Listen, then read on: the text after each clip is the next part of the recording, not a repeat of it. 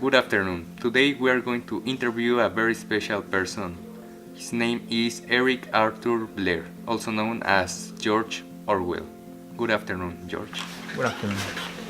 As always, the pleasure is mine. I'm really grateful with you guys for having this interview with me so that people can know the reality of my story and the reality of my works. Where were you born? Well, nowadays you may know it as India, but back in my days, 1903, it was part of the British Empire. Why you decided to use a nickname instead of your real name? Well, George Orwell is a really British name. I mean, it represents British culture, traditions, landscape.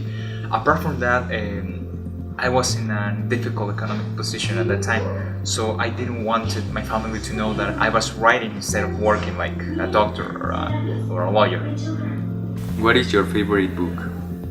Well, obviously from my books is 1984 because it's the most complete work I have done.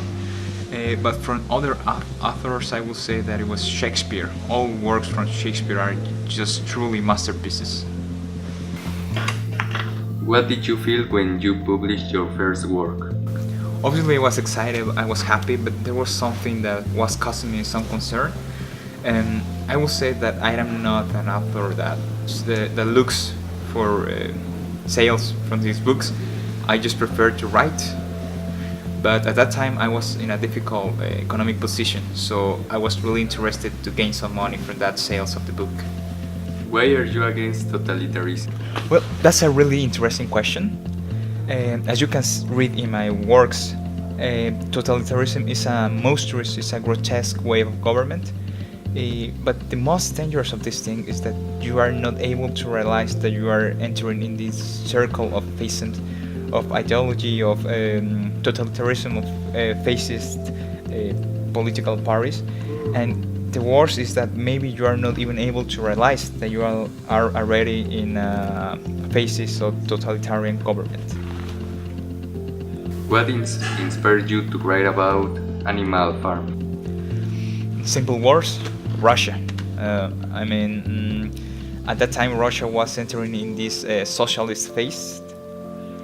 The revolution just ended, so I wrote about the dangers of socialism, but for me it was dangerous too to write about it. And the book was like this chance to write a public opinion, to write about what was wrong of this ideology without suffering the consequences of an open opinion, you know? Like maybe if I go to the radio and I say, you are Stalin, you are doing this wrong, maybe even I will get killed now by this society of socialists.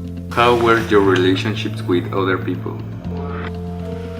Well, during a long period of time I lived with my wife, with my beautiful wife. But one important thing that war taught me, it was that I just only should keep the friends that will risk their life to save mine. Of course I like it, it's the most British thing a British can do.